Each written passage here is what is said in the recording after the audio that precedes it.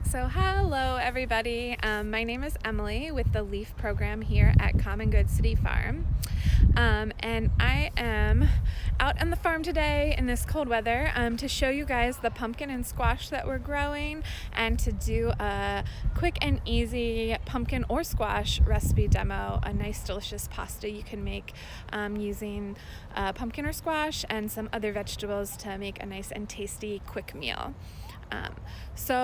We are going to walk around first and check out those pumpkins and squash that we're growing here at Common Good. So the first one that we are growing is our butternut squash.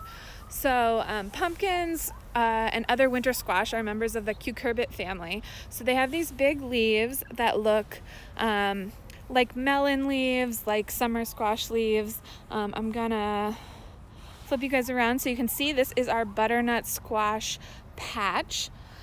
So you can see that we've been growing a lot of them this year. You can see all those big leafy things are the butternut squash plants. And then nestled amongst those leaves, you get those squash. So you can see them popping up here and there. You can see they're kind of scattered throughout. So they'll keep growing and they'll be hardening off even as the flowers and the vines start to look a little less healthy.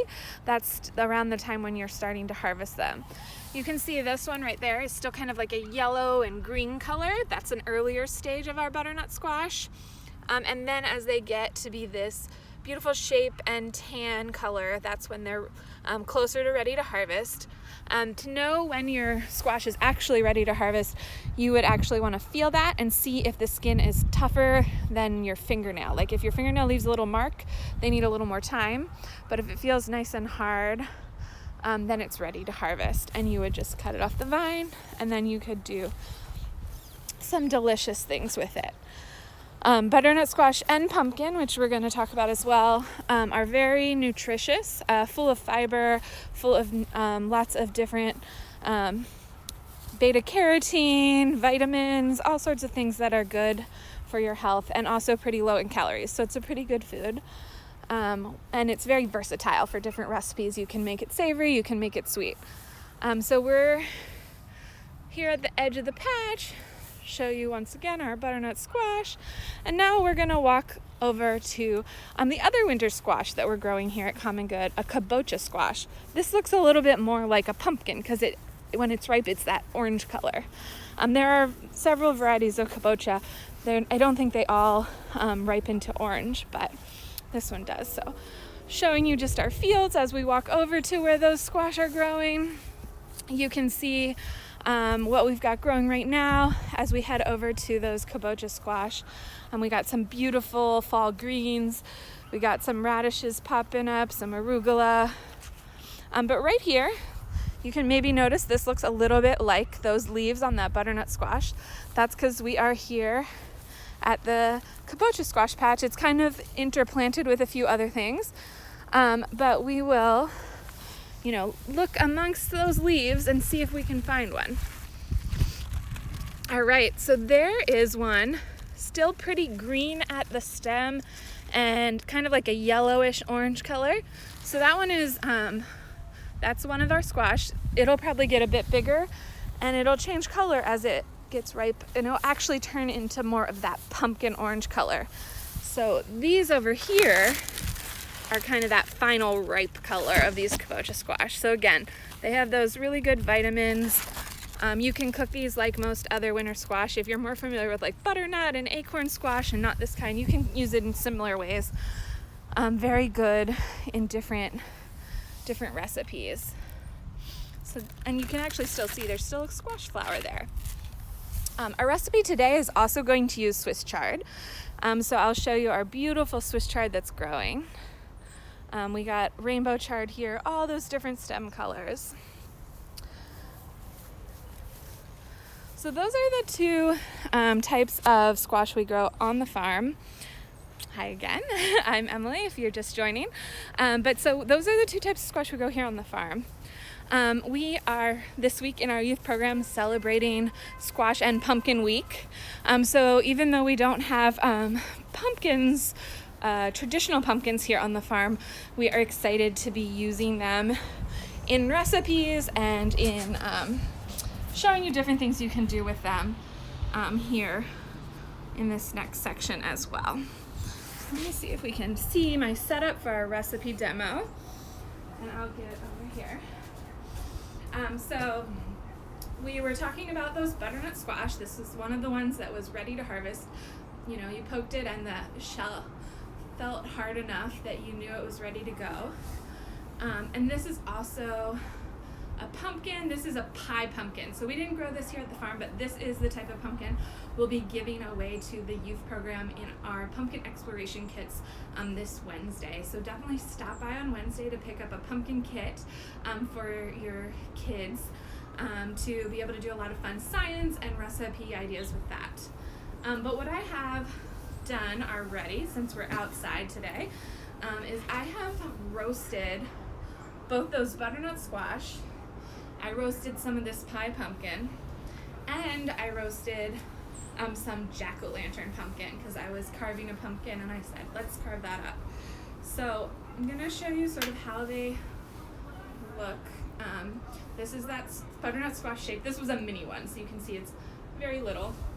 But as it roasts, it picked up a little bit of caramelization, and you have that nice dark orange color, and it'll scoop really soft right out of that skin. So you could probably eat the skin if you wanted to, but usually I leave it behind with butternut squash. Some other ones like delicata squash, I pretty much always eat the skin because it's just a little bit thinner. So we have also the jack-o'-lantern pumpkin. You'll see it's a bit lighter in orange color. This is usually a little less intense in flavor, which is why people don't cook with it as often. It's a little stringier.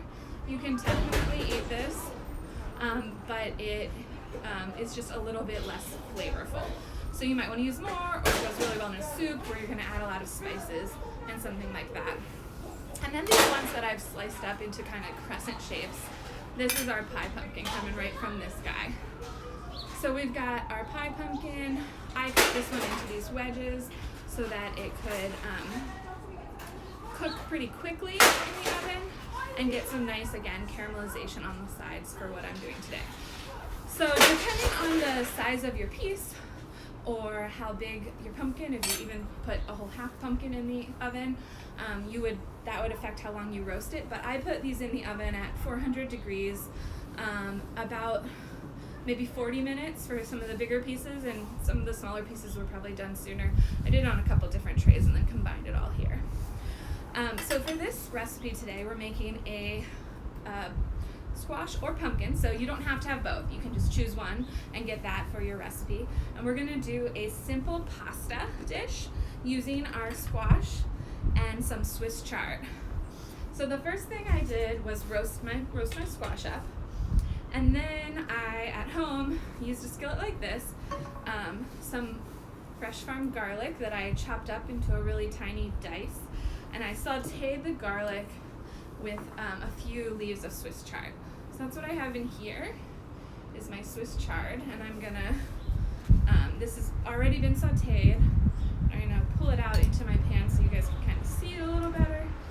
This blue bowl is a little hard to see.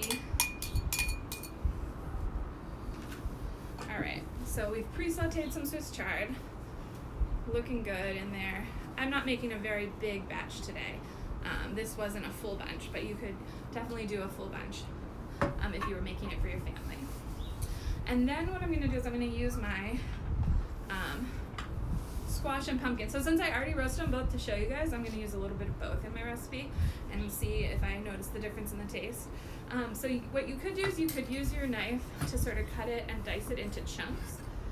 What I sometimes do with butternut is sort of scoop out like a big sort of moon shape of it, like right here, and you can see it comes like right off that skin, and then take that soft, fully cooked piece and cut that into chunks.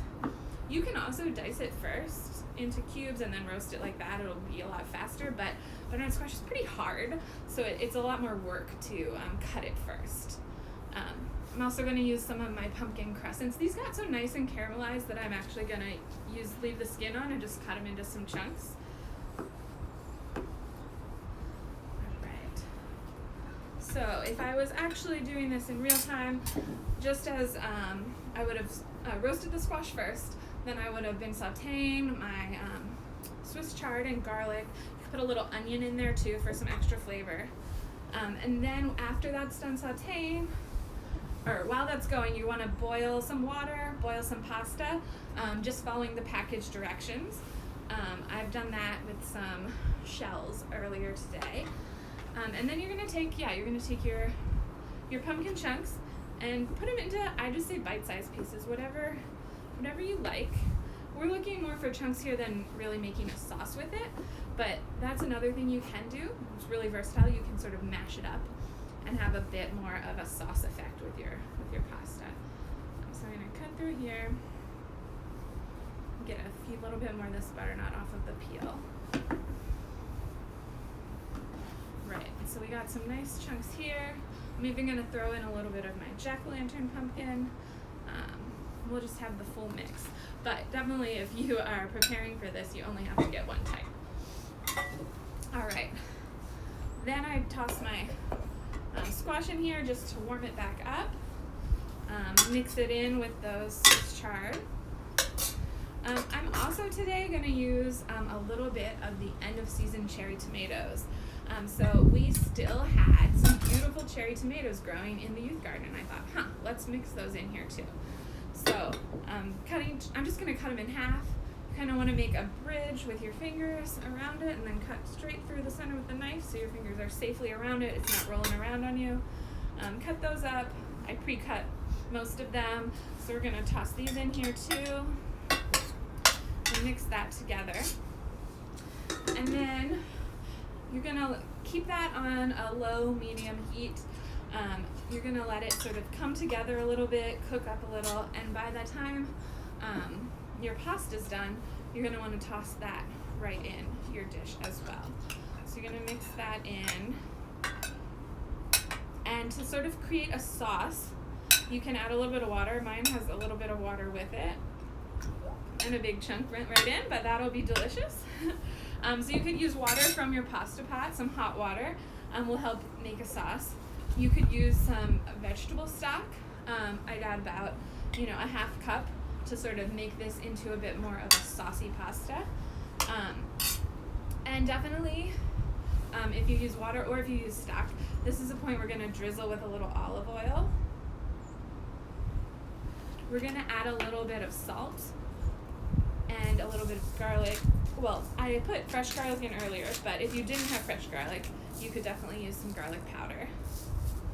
Or you could use both. And then you're just gonna sort of mix it all together. As it heats up, it'll sort of meld those flavors. It'll get you a bit of a more of a saucy effect. And you can definitely get creative with this. You can add other flavorings. If you want it to be a little bit more harvesty, that make you think of Thanksgiving, you could add some sage. Sage goes really well with cooked squash dishes. If you want to add some red pepper flakes, make it a little spicy, definitely feel free. That would go really well with this. And you can keep it like this, which would be vegan, or I like to top mine off with a little bit of Parmesan cheese at the end. So I've got my block of cheese here and my little micro grater, but you can use a regular grater as well. And I'm gonna grate a little cheese on top of it. So you're getting lots of those nutrients that you get when you eat a really colorful meal. This is really colorful with our orange squash, our colorful rainbow chard with that dark green, as well as the different colors on the stems. And then we have our orange and red cherry tomatoes as well. So this makes a nice, nutritious meal. And if this is your main dish and you want it to have some protein in it, adding a can of chickpeas, kind of in the early stages so they get nice and warm throughout and get all the flavors, is a good option as well. Or if you like a little crunch, you could add even some crunchy pumpkin seeds at the end, or some type of nut as well. So I'm just doing a little bit more cheese on top. This is kind of mixing with the water, and it would sort of melt and blend together and kind of make your sauce a little bit more of a combined sauce if it was on the heat. So today we're gonna just pretend that it's kind of coming together that way.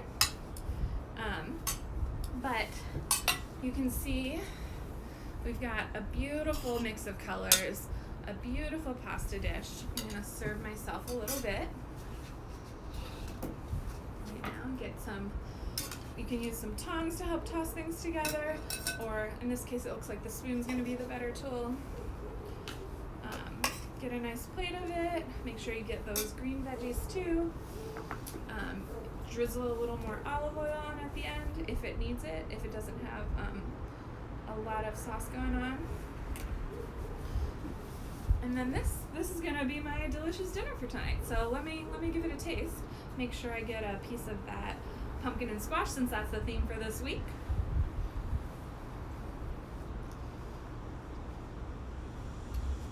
It's really nice.